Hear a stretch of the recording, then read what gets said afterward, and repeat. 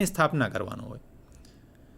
જે સંશોધનનો હેતુ આપણી પાસે જે કંઈ પણ જ્ઞાન છે તે જ્ઞાનમાં વધારો કરવા માટેનો હોય, તો આવા આ પ્રકારના હેતુ ધરાવતા સંશોધનોને આપણે શાસ્ત્રીય સંશોધન કહી શકીએ.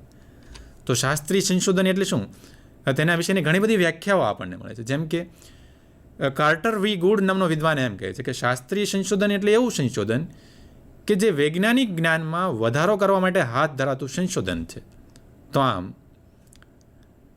આપણી પાસે જે કોઈ પણ જ્ઞાન છે તેમાં વધારો કરવા માટે જે સંશોધન હાથ ધરીએ છીએ તેવા સંશોધનને આપણે શાસ્ત્રીય સંશોધન કહી શકીએ. હિલ્ડરેથ હોક મેશન નામના વિદ્વાને પણ કહ્યું છે કે નવા સિદ્ધાંતની સ્થાપના કરવા તરફ પ્રેરતું વૈજ્ઞાનિક સંશોધન એટલે શાસ્ત્રીય સંશોધન. તો આમ જ્યારે આપણે કોઈ એક નવા સિદ્ધાંતની સ્થાપના વૈજ્ઞાનિક સંશોધન દ્વારા કરીએ ત્યારે તેને શાસ્ત્રીય સંશોધન કહી શકીએ. જેમ કે આપણે અત્યાર સુધીમાં વિદ્યાર્થીઓ શી રીતે શીખે છે, તો આલ્બર્ટ બાંડુરા નામના વિદ્વાને એવું કહ્યું કે વિદ્યાર્થીઓ ઘણી બધી રીતે શીખે છે, પરંતુ વિદ્યાર્થીઓ અવલોકન કરીને પણ શીખી શકે છે. તો આ એનો એક સિદ્ધાંત હતો જે પછીથી અવલોકનાત્મક સિદ્ધાંત તરીકે પ્રસિદ્ધ થયો. તો આમ ત્યાં સુધી વિદ્યાર્થીઓ શી રીતે શીખે છે એના અનેક જવાબો હતા, પરંતુ બાંડુરાએ એવું પણ પ્રસ્થાપિત કર્યું, એવો એક સિદ્ધાંત આપ્યો કે વિદ્યાર્થીઓ અવલોકન કરીને જોઈને પણ શીખે છે. તો તેથી આ જે વાત થઈ એ શિક્ષણમાં નવી હતી. એક નવો નિયમ આવ્યો કે વિદ્યાર્થીઓ નવું સામાન્યીકરણ કરી શકે આપણે, કે વિદ્યાર્થીઓ શીખવાની બાબતમાં જોઈને પણ શીખી શકે. તો આમ જે સંશોધન આપણા જ્ઞાનમાં વધારો કરતું હોય, આપણને એક નવો નિયમ આપતું હોય, એક નવો સિદ્ધાંત આપતું હોય, તેવા સંશોધનને આપણે શૈક્ષણિક રીતે શાસ્ત્રીય સંશોધન કહી શકીએ. શાસ્ત્રીય સંશોધનની કેટલીક લાક્ષણિકતાઓ છે કે આ પ્રકારનું સંશોધન કોઈ ચોક્કસ હેતુ સાથે, ચોક્કસ પ્રશ્નો સાથે શરૂ થતું નથી. આ પ્રકારનું સંશોધન હાથ ધરવા માટે માત્ર જિજ્ઞાસા, કુતૂહલ, તો જ્યારે એ જિજ્ઞાસા અને કુતૂહલથી હાથ ધરવામાં આવે છે. શાસ્ત્રીય સંશોધનનો હેતુ માત્ર જ્ઞાન મેળવવા માટેનો હોય છે. અહીં બીજા કોઈ વિશિષ્ટ હેતુઓ માટે આ સંશોધન હાથ ધરવામાં આવતું નથી. કોઈ ચોક્કસ ઘટના શા માટે બનતી હશે તેવી જિજ્ઞાસાથી, તેવા કુતૂહલથી, તેવા જ્ઞાન મેળવવાના ઈરાદા સાથે પણ શાસ્ત્રીય સંશોધન છે હાથ ધરાય છે. શાસ્ત્રીય સંશોધન આપણને શૈક્ષણિક રીતે નવું જ્ઞાન આપે છે. શાસ્ત્રીય સંશોધન શિક્ષણના નવા સિદ્ધાંતો કે નવા નિયમો આપે છે. શાસ્ત્રીય સંશોધનની આ પણ એક લાક્ષણિકતા છે. શાસ્ત્રીય સંશોધન વિશે જોઈએ તો આ એક ખૂબ નિયંત્રિત પરિસ્થિતિમાં હાથ ધરાય છે. ખૂબ લાંબા સમયગાળા સુધી આ સંશોધનો ચાલે છે. આ પ્રકારના સંશોધન કરવા માટે વધુ પ્રમાણમાં નાણાં જોઈએ, વધુ પ્રમાણમાં સમયની પણ જરૂર રહે છે. આ પ્રકારે જ્યારે આપણે સંશોધન હાથ ધરીએ ત્યારે તેની એક અત્યંત ચુસ્ત, નક્કી કરેલી એક યોજના હોય છે. તેનાથી વિચલિત થઈને અથવા તો તેનાથી વધુ આગળ પાછળ થઈને આપણે સંશોધન હાથ ધરી શકતા નથી, હાથ ધરવામાં આવતું નથી. તો જ્યારે શાસ્ત્રીય સંશોધન હાથ ધરાય છે ત્યારે એ જરૂરી હોય છે કે તેના માટે ચોક્કસ વૈજ્ઞાનિક પ્રક્રિયા છે, વૈજ્ઞાનિક પદ્ધતિ છે એ તેની હોય. આ પ્રકારનું સંશોધન છે એ સંશોધક પાસે અનેક પ્રકારના કૌશલ્યની અપેક્ષા રાખે છે, જેમ કે અવલોકન, નિરીક્ષણ, પ્રયોગ, નોંધ લેખન, ચિંતન, માહિતી એકત્રીકરણ, વિશ્લેષણ. તો તેના વગર આ પ્રકારના સંશોધન છે એ થઈ શકતા નથી. સંશોધનના બીજા પ્રકાર તરફ આપણે જઈએ તે પહેલાં અત્યાર સુધીમાં શિક્ષણમાં કયા શાસ્ત્રી, જેમ કે સ્કિનરનો કારક અભિસંધાનનો સિદ્ધાંત છે, તો એક શાસ્ત્રીય સંશોધન છે, બરાબર. જેમ કે પાવલોનો જે સિદ્ધાંત છે, બરાબર, તો એ પણ એક શાસ્ત્રીય સંશોધન છે. તો આમ જે નવા સિદ્ધાંતો અપાય, આવી અનેક બાબતો તમે પણ જાણતા હશો, જે શિક્ષણમાં સૌથી પહેલી વાર નવી હોય, નવો નિયમ આપતી હોય. હવે જોઈએ આપણે વ્યવહારુ સંશોધન. તેને અંગ્રેજીમાં એપ્લાઇડ રિસર્ચ તરીકે પણ ઓળખવામાં આવે છે. શાસ્ત્રીય સંશોધન દ્વારા આપણે જે જ્ઞાન મેળવવું હોય તેવા જ્ઞાનનો વ્યવહારમાં ઉપયોગ કરીએ તે માટેનું જે સંશોધન હાથ ધરાય તેવા સંશોધનને આપણે વ્યવહારુ સંશોધન કહી શકીએ. તો વ્યવહારુ સંશોધન શા માટે હાથ ધરવામાં આવે છે? વ્યવહારુ સંશોધનના મુખ્ય હેતુઓ માનો એક હેતુ છે કે શાસ્ત્રીય સંશોધને જે સિદ્ધાંતો શોધ્યા, જે નિયમો મેળવ્યા, એનો વ્યવહારમાં ઉપયોગ કરીને વ્યવહારની સમસ્યાઓને ઉકેલવી.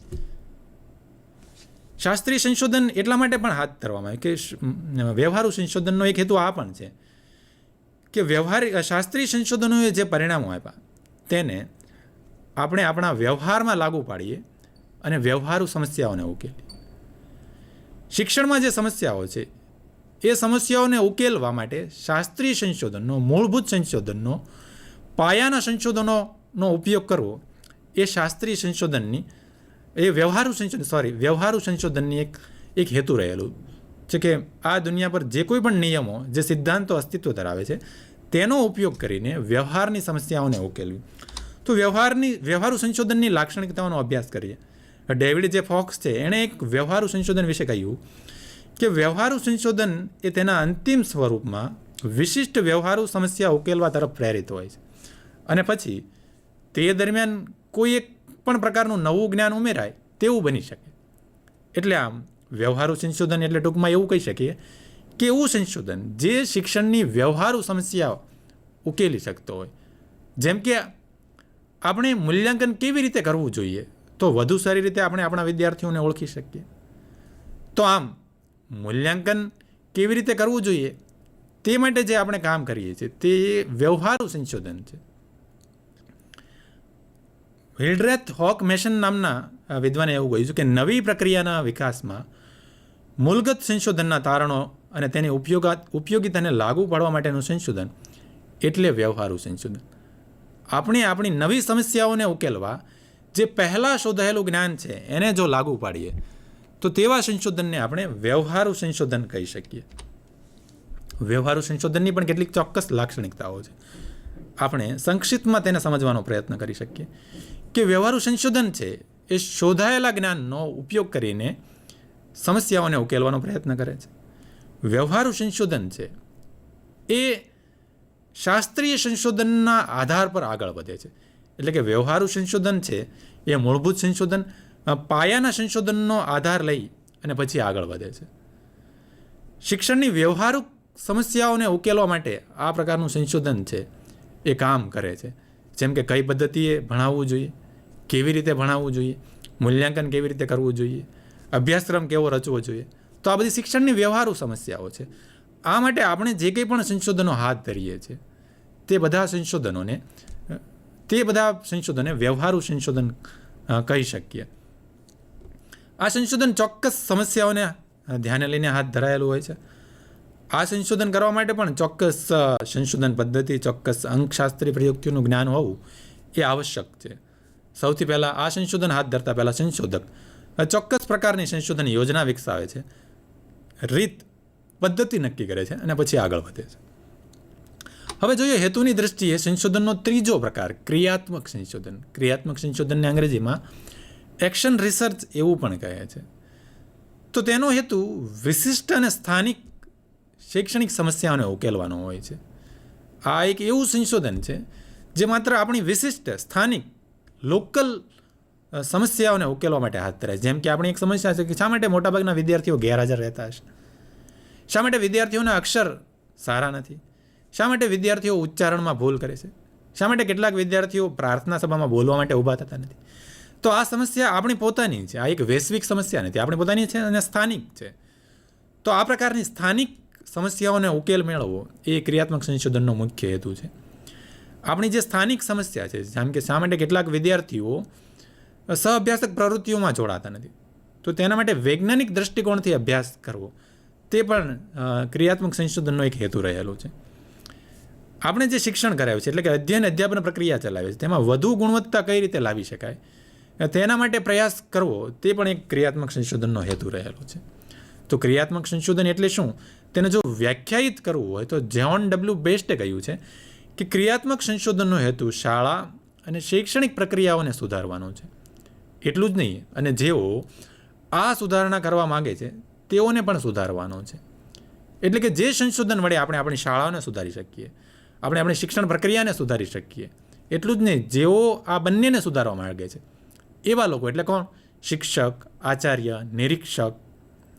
તો તે લોકોને પણ જે વધુ કાર્યક્ષમ બનાવવા માગે છે તે માટે જે પ્રકારનું સંશોધન હાથ ધરાય છે તેમને આપણે શૈક્ષણિક રીતે ક્રિયાત્મક સંશોધન કહી શકીએ. શૈક્ષણિક ક્રિયાત્મક સંશોધનની બીજી એક વ્યાખ્યાનો પણ અભ્યાસ કરીએ જે ડેવિડ જે ફોક્સ નામના વિદ્વાને આપેલી છે કે એવું સંશોધન જે વિશિષ્ટ સ્થાનિક સમસ્યા દ્વારા પ્રેરિત છે અને જે તે પરિસ્થિતિમાં માત્ર તે સમસ્યા ઉકેલવા પૂરતું જ આયોજિત હોય છે. આમ એવું સંશોધન જે માત્ર આપણી સ્થાનિક સમસ્યાથી હાથ ધરવામાં આવ્યું હોય અને જેવી આપણી સ્થાનિક સમસ્યા છે એ ઉકેલાઈ જાય ત્યાં એ સંશોધન પ્રક્રિયા પૂરી થઈ જાય તો એવા સંશોધનને ક્રિયાત્મક સંશોધન આપણે કહી શકીએ. ક્રિયાત્મક સંશોધનની લાક્ષણિકતાઓને પણ સમજવાનો આપણે પ્રયત્ન કરીએ કે આ એક એવું સંશોધન જે માત્ર શિક્ષણના વ્યવસાયો દ્વારા શૈક્ષણિક ક્ષેત્રે માત્ર શિક્ષણના વ્યવસાયો દ્વારા હાથ ધરવામાં આવે છે. એટલે કે આ સંશોધન શિક્ષકો, આચાર્ય, નિરીક્ષકો દ્વારા હાથ ધરવામાં આવે છે. આ સંશોધનનો મુખ્ય હેતુ શાળા શિક્ષણ કે શિક્ષકની ગુણવત્તા સુધારવાનો છે. તો તે ક્રિયાત્મક સંશોધનની આ પણ એક મહત્વની લાક્ષણિકતા છે. આ સંશોધન છે એ શિક્ષક, શાળા કે શિક્ષણના સ્થાનિક પ્રશ્નોને હલ કરવા માટે હાથ ધરવામાં આવે છે. આ સંશોધનની સૌથી મહત્વની અને બીજા સંશોધનો કરતાં અલગ પડે છે તેવી લાક્ષણિકતા એ છે કે આ સંશોધનના આધારે આ સંશોધનના તારણો, આ સંશોધનના પરિણામો બીજે તમે ક્યાંય લાગુ પાડી શકતા નથી. જે સ્થળે તમે જે પાત્રો પર આ સંશોધન હાથ ધરો છો તે સ્થળે અને તે સમસ્યા ઉકેલવા પૂરતું જ આ સંશોધન છે એ કામ લાગી શકે છે. બીજા જે સંશોધનો છે એમાં સંશોધક પોતે જ સંશોધનના તારણોનો ઉપયોગ કરતો નથી. શાસ્ત્રીય સંશોધન, વ્યવહારુ સંશોધન એ એવા સંશોધન છે જેમાં સંશોધન પોતે જ પોતાના સંશોધનનો ઉપયોગ કરતો નથી. જ્યારે ક્રિયાત્મક સંશોધન એ દ્રષ્ટિએ વિશિષ્ટતા ધરાવે છે. અહીં સંશોધન કરનાર પોતે જ પોતાના સંશોધનનો ઉપયોગ કરી અને પોતાની સમસ્યાઓને ઉકેલે છે. અહીં આ પ્રકારના સંશોધનમાં નમૂનો એટલે કે જે આપણા સંશોધનના પાત્રો છે, સંશોધન માટે પસંદ થયેલા પાત્રો છે, એ પાત્રો જ આપણું એ પરિણામોનો ઉપયોગ કરી શકે. આ સંશોધન છે ખૂબ લચીલું સ્વરૂપ ધરાવે છે. એટલે કે આ સંશોધન હાથ ધરવા માટે કોઈ ચોક્કસ પ્રકારની નક્કી થયેલી નિશ્ચિત યોજના જ હોય એવું નથી. આરંભમાં એ નિશ્ચિત હોઈ શકે પણ જેમ જેમ આપણે આમાં આગળ વધીએ તેમ તેમ તેમાં કેટલાક પરિવર્તન પણ આવી શકે. આ સંશોધન કરવા માટે કોઈ ચોક્કસ વિશેષ એક્સપર્ટાઇઝ, વિદ્વતા, તજજ્ઞતા, નિપુણતા કે કૌશલ્યો આવશ્યક નથી. તમે એક શિક્ષક હો, તમે સામાન્ય રીતે સંશોધનના અભ્યાસક હો તો પણ આ સંશોધન છે આપણે હાથ ધરી શકીએ. તો આમ સંશોધનના હેતુની દ્રષ્ટિએ આપણે 3 પ્રકારો જોયા. હેતુની દ્રષ્ટિએ સંશોધનના કયા 3 પ્રકારો આપણે જોયા? શાસ્ત્રીય સંશોધન, વ્યવહારુ સંશોધન અને ક્રિયાત્મક સંશોધન. હવે સંશોધનના અભિગમની દ્રષ્ટિએ 2 પ્રકારો છે એ વાત આપણે પહેલાં જોઈ. અભિગમની દ્રષ્ટિએ જોઈએ તો સંશોધન ગુણાત્મક પ્રકારનું સંશોધન પણ હોઈ શકે અને સંખ્યાત્મક પ્રકારનું પણ હોઈ શકે. તેવા સંશોધનોને અનુક્રમે ગુણાત્મક સંશોધન અથવા તો સંખ્યાત્મક સંશોધન તરીકે ઓળખવામાં આવે છે. આમ જોઈએ તો આ એક અભિગમ છે સંશોધન હાથ ધરવા માટેનો. તેમ છતાં બંનેને આપણે તુલના કરતાં સમજતા જઈએ. સંખ્યાત્મક સંશોધન શું છે અને ગુણાત્મક સંશોધન શું છે? તો સંખ્યાત્મક સંશોધન છે એ મોટે ભાગે તેનો હેતુ છે એ સંબંધ સ્થાપવાનો હોય છે. જેમ કે કયા વિદ્યાર્થીઓની લિખિત અભિવ્યક્તિ વધુ સારી હોય છે તો તેના માટે અનેક પરિબળો જવાબદાર હોય છે. જેમ કે એ વિદ્યાર્થીઓનું ભાષાનું જ્ઞાન સારું હોય, જેમ કે એ વિદ્યાર્થીઓનું લેખન કરવા પ્રત્યેનું મનોવલણ સારું હોય. તો લિખિત અભિવ્યક્તિ અને ભાષા જ્ઞાન વચ્ચે કોઈ સંબંધ છે? તો આવા પ્રકારનું ચોક્કસ 2 પરિબળો હોય છે, 2 ચલો વચ્ચે જ્યારે સંબંધ સ્થાપવો હોય, 2 ચલો વચ્ચે કયા પ્રકારનો સંબંધ હશે તેવી આગાહી કરવી. આ બંને વચ્ચે જે સંબંધ છે તેની ચકાસણી કરવાનું કામ પણ સંખ્યાત્મક સંશોધન મોટે ભાગે કરે છે. ગુણાત્મક સંશોધન એવું સંશોધન જેનો હેતુ સંશોધન હેઠળ જે પાત્ર હોય, જે ઘટના હોય, જે વ્યક્તિ હોય, જે પરિસ્થિતિ છે તેને વધુ ઊંડાણપૂર્વક સમજવાનું, વધુ વર્ણનાત્મક રીતે સમજવાનું પ્રયાસ કરે છે. જેમ કે નાનાભાઈ ભટ્ટની શૈક્ષણિક વિચારધારા શું હતી? તો અહીં કોઈ આંકડાઓ આપણને કામ આવતા નથી. તો અહીં આપણે વધુ વર્ણનાત્મક રીતે, વધુ સ્પષ્ટ રીતે વર્ણનો દ્વારા તેમનું જે સાહિત્ય મળે છે, તેમની સાથે કામ કરેલા લોકો છે,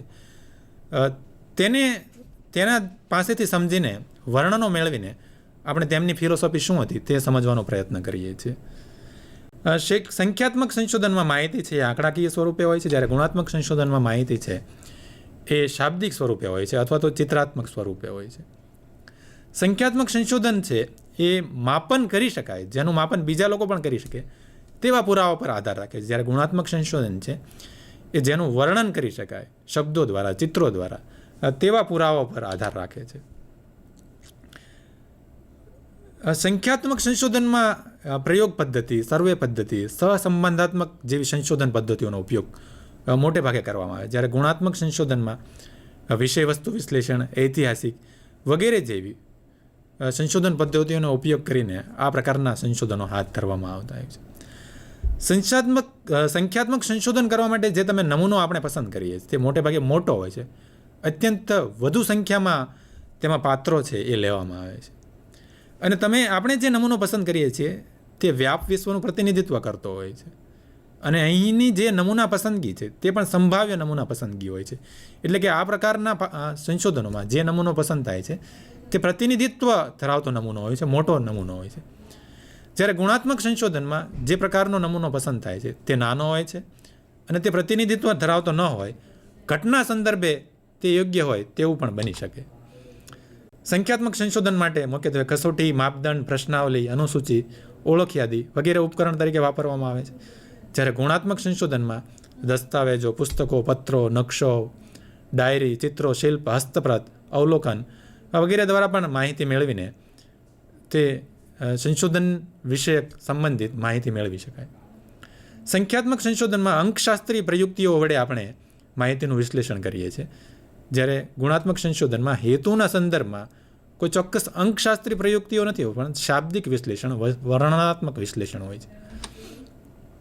સંખ્યાત્મક સંશોધનની સંશોધન યોજના પૂર્વ નિશ્ચિત હોય છે, જ્યારે ગુણાત્મક સંશોધનની સંશોધન યોજના પ્રારંભમાં નિશ્ચિત કરેલી હોય છે, અંતમાં તેમાં પરિવર્તન પણ આવી શકે.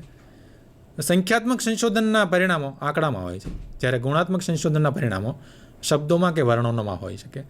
સંખ્યાત્મક સંશોધન છે તેના પરિણામો તેમાં જે કોઈ પણ પાત્રો સહભાગી થયા હોય તે પાત્રના વ્યાપ વિશ્વ પર આપણે લાગુ પાડી શકીએ, જ્યારે ગુણાત્મક સંશોધન છે એ વ્યક્તિ પર કે ઘટના પર પણ લાગુ પાડી શકીએ.